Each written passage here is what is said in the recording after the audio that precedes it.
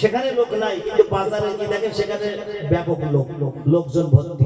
মহিলা সেখানে ভিড় করছে এবং পুরুষরা সেখানে ভিড় করছে। কারণটা কি? মাহফিলে লোক নাই, বাজারে লোক ভর্তি কেন? এই মাহফিলটা এখানে হচ্ছে, কত মানুষ সেখানে বসে আছে, তাই সেখানে গিয়ে বস না। আল্লাহ পাক তাদের সেই তৌফিক দেন না, তারা সেখানে গিয়ে বসবে কিভাবে? আল্লাহ পাকের দয়া রহমত তাদের প্রতি নাই। তাহলে আমরা যতগুলো মানুষ এখানে আসতে পেরেছি, আমরা সবাই আল্লাহর দরবারে শুকরিয়া জ্ঞাপন করি যে আল্লাহ পাক আমাদের রহম মেহেরবানি দয়া করে মায়া করে মাহফিলে এনে বসিয়েছেন। আমরা সকলে বলি আলহামদুলিল্লাহ, আলহামদুলিল্লাহ। এটা আল্লাহ পাকের দয়া মেহেরবানি। আমার ভাই ও বাবাজিরা, কোরআনে কারিমে আল্লাহ বলেন, আলা ইন্না আউলিয়া আল্লাহি লা খাউফুন আলাইহিম ওয়া লা হুম ইয়াহজানুন। যারা আমার বন্ধু, আল্লাহ বলছে যারা আমার বন্ধু, তাদের দুনিয়ায় টেনশন নাই, পরকালেও কোনো চিন্তা নাই। একবার জোরে বলুন সুবহানাল্লাহ। যারা আমার বন্ধু, আল্লাহ বলছে যারা আমার বন্ধু। নবীজি ওয়াসি করছেন, সাহাবীরা বলছেন, নবীজি বলছে যারা আল্লাহর বন্ধু তাদের দুনিয়ায় টেনশন নাই, পরকালেও কোনো চিন্তা ভাবনা তাদের নাই। সাহাবীরা বলছে, ইয়া রাসূলুল্লাহ, হুজুর আমরা কি আপনার বন্ধু? রাসূল বলছেন না, আল্লাহর বন্ধু হচ্ছে ওলি আউলিয়ারা। একবার জোরে বলবেন না সুবহানাল্লাহ। ওলি আউলিয়ারা হচ্ছে আমার আল্লাহর বন্ধু।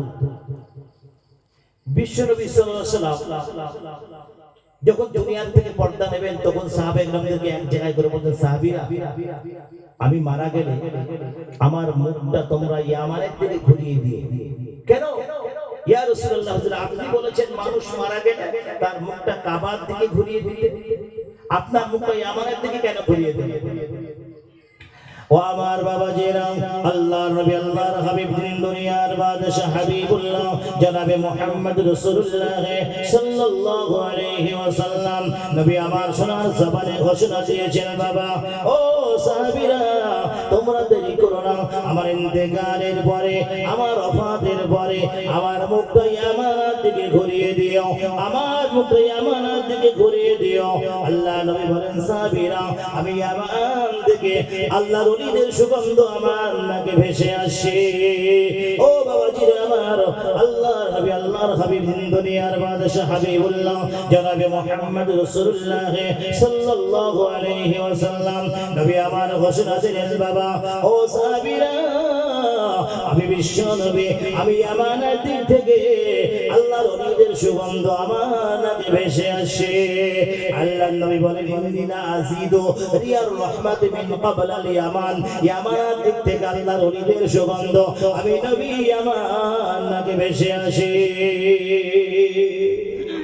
সুবহানাল্লাহ। সাহাবীরা বলছেন, ইয়া রাসূলুল্লাহ, হুজুর তাহলে আপনি মারা গেলে আপনার মুখটা ইয়ামানের দিকে ঘুরিয়ে দেব? বলে, হ্যাঁ আমার মুখটা ইয়ামানের দিকে ঘুরিয়ে দিয়ে।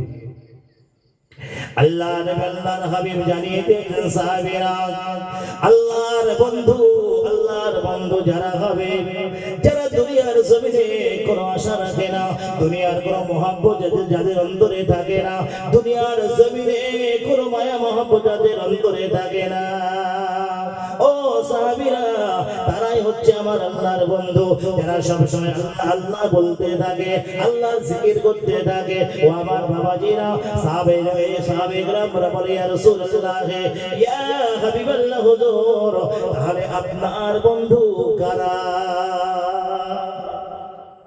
তবে আবার বললেন, সাহাবীরা আল্লাহর ওলি আউলিয়ারা হচ্ছে আল্লাহর বন্ধু, আর আমার বন্ধু হবে তারা। একবার জোরে বলুন সুবহানাল্লাহ। তারা আমার বন্ধু। এখন হযরত শেখ ফরিদগঞ্জে সাকার রহমাতুল্লাহ আলাইহি আজমির শরীফে যারা গেছেন, তার নজরগাহ আছে খাজা সাহেবের পাশে। নজরগাহ করা আছে, ওনার বাড়ি পশ্চিম দেশের মানুষ ছিলেন শেখ ফরিদ রহমাতুল্লাহ আলাইহি। ওনার নামের শেষে সাকারগঞ্জ দেওয়া হয়েছে, কারণ উনি মিষ্টি পছন্দ করতেন। মিষ্টি জাতীয় জিনিসকে সাকারগঞ্জ বলা হয়, তো উনি মিষ্টি জাতীয় জিনিস বেশি পছন্দ করতেন। ছোটবেলার কথা বলছি, ছোটবেলায় উনি জঙ্গলে হরিণ শিকার করতে যাচ্ছেন। মা বলছে, বাবা হরিণ শিকার করতে যাচ্ছ? তো বাড়িতে উনি নামাজ পড়তেন। মা বলে, ফরিদ নামাজ পড়ো, নামাজ পড়লে মিষ্টি পাবে। তো মা ওই নামাজের মুসাল্লার নিচে কিছু বাতাসা বা মিষ্টি জাতীয় জিনিস রেখে দিতে, নামাজ পড়ে মুসাল্লা তুলতেন, ওই জিনিসগুলো উনি খেতেন। এখন আজকে শেখ ফরিদ যাচ্ছে জঙ্গলে হরিণ শিকার করতে, এখন জঙ্গলে শেখ ফরিদ নামাজ পড়ছে, সেখানে মিষ্টি খেয়ে রাখবে। এখন শেখ ফরিদ রহমাতুল্লাহ আলাইহি ছোটবেলা থেকে আল্লাহর ওলি ছিলেন, একবার জোরে বলবেন না সুবহানাল্লাহ। ছোটবেলা থেকে আল্লাহর ওলি ছিলেন, মায়ের দোয়ায় আল্লাহর ওলি হয়েছিলেন শেখ ফরিদ রহমাতুল্লাহ আলাইহি। তো শেখ ফরিদ জঙ্গলে হরিণ শিকার করতে গেছে, হরিণ শিকার করার পরে নামাজের ওয়াক্ত হয়েছে, যোহরের ওয়াক্ত হয়েছে, উনি ওযু করলেন, ওযু করে মুসাল্লা বাড়ি থেকে সঙ্গে নিয়ে গিয়েছিলেন, মুসাল্লা বিছিয়ে নামাজ পড়ছেন,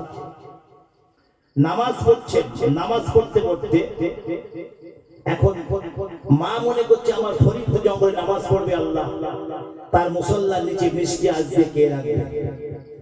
ও আমার বাবাজিরা, শেখ ফরিদের আম্মা জান দেরি করলেন না বাবা, তাড়াতাড়ি ওযু করে নিলেন, ওযু করলেন, ওযু করে নিয়ে যাই নামাজ বিছিয়ে নামাজ আদায় করলেন।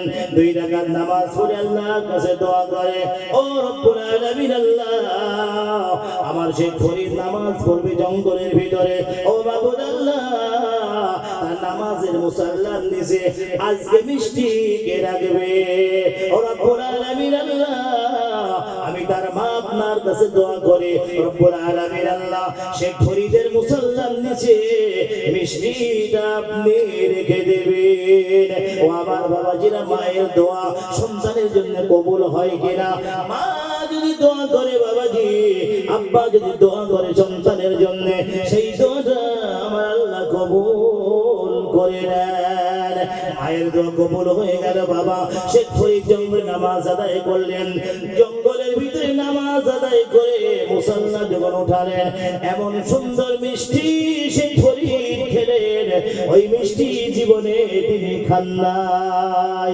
ও আমার বাবাজিরা, শেখ ফরিদ রহমাতুল্লাহ আলাইহি এইবার বাড়ি চলে আসলেন, বাবাজি বাড়ি চলে আসলেন, বাড়ি চলে এসে আম্মা জানকে বলে, আম্মা জান, আজকে জঙ্গলের ভিতরে আমি যখন নামাজ আদায় করলাম, নামাজ আদায়ের পরে যে মিষ্টিটা আমি খেলাম, ওই মিষ্টিটাকে রেখে দিল ও রব্বুল আলামিন আল্লাহ, আমার ফরিদের, আমার ফরিদের মুসাল্লার নিচে মিষ্টিটাকে রাখলো রব্বুল আলামিন আল্লাহ।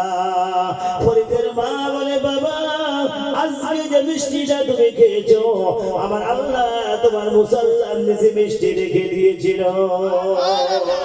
ও আমার বাবাজিরা, আল্লাহর ওলিদের কেরামতে বড় হক, আল্লাহর ওলিদের কেরামতে বড় হক।